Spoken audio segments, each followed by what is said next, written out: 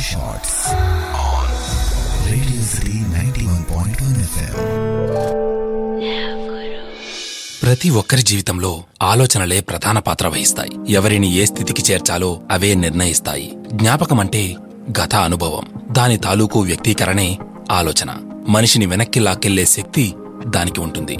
జీవితం ఏ క్షణానికి ఆ క్షణంగా సాగుతూ ఉంటుంది. అప్పుడే కలిగే ఆలోచనకు ఒక స్థానం, సమయం ఉంటాయి. మరీ ఎక్కువగా ఆలోచిస్తే మానవ అంతరంగం ఆందోళనకు లోనవుతుంది. గతంతో ముడిపడిన ఆలోచనల్లో ఉంటే అర్థం పర్థం లేని భవిష్యత్ ఊహలతో సాగిపోతుంటే జీవితం జీవకళకు దూరమవుతుంది.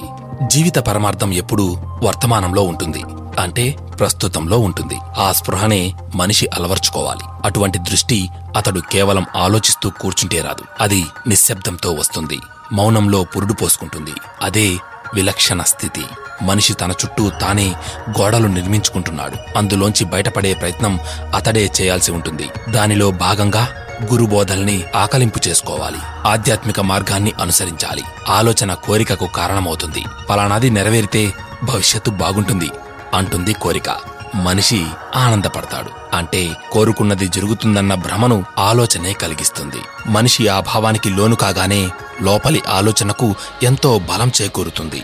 అదే పెద్ద సైన్యంగా మారి మనిషిని ముందుకు తీసుకెళుతుంది. ఆ దశలో ఒక్కోసారి వర్తమానం సంతోషకరంగా ఉండకపోవచ్చు. అప్పుడు భవిష్యత్తు బాగుంటుందని తనకు తానే సరిపెట్టుకుంటాడు. సంతోషం కరువైన వ్యక్తి దానికోసం అన్వేషిస్తాడు. అది ఫలించినా అతడిలో మార్పు ఉండదు. కోరిక మరోవైపు మల్లుతుంది. ఒక్కోసారి అతడి వివేకాన్ని హరిస్తుంది కూడా. వ్యర్థమైన ఆలోచనలు, వైఖరుల వల్ల నిరాశాజనక పరిస్థితి ఏర్పడుతుంది. ప్రతికూల వ్యవస్థ ఆధీనంలోకి మనిషి వెళ్లిపోతాడు. దాని నుంచి వివేకంతో బయటపడాలి.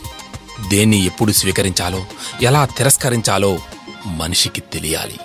అప్పుడే మనిషి మనసు స్వేచ్ఛను పొందగలుగుతుంది. మానవుడి నిన్నటి ఆలోచనే అతడు నేడున్న స్థితి. నేటి ఆలోచనే రేపటి జీవితాన్ని నిర్ణయిస్తుంది. ఈ జీవితాన్ని మనసే సృష్టిస్తుంది అంటాడు బుద్ధుడు. ఆలోచనలకు ఉండే శక్తిని మానవుడు అర్థం చేసుకోగలిగితే ఎటువంటి వ్యర్థాలకు ఆస్కారం ఉండదు. జ్ఞాన శిఖరాన్ని తెలుసుకోవడమే వేదాంతం. వేద అంటే జ్ఞానం, అంతం అంటే చివర. శరీరం, మనసు, బుద్ధి గురించి మనిషికి అవగాహన కొంతవరకు ఉంటుంది. ఆత్మజ్ఞానం ఉండదు.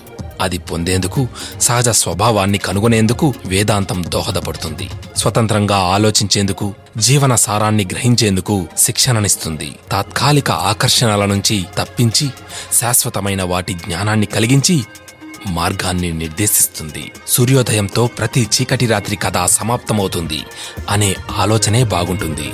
మనిషికి అది ఎంత ఆశ కల్పిస్తుందో జీవితం పట్ల కొండంత ధైర్యాన్ని కూడా ఇస్తుంది. కుటుంబం, సంస్కారం, సమాజం మనిషిని తీర్చిదిద్దుతాయి. వాటితో పాటే మనిషి కూడా ఎదుగుతాడు. జీవితం అనుభవాలయం. ద్వారాల్ని తెరచి ఉంచినప్పుడే సదాలోచనలు వెల్లివిరుస్తాయి. ఇది అక్షర సత్యం.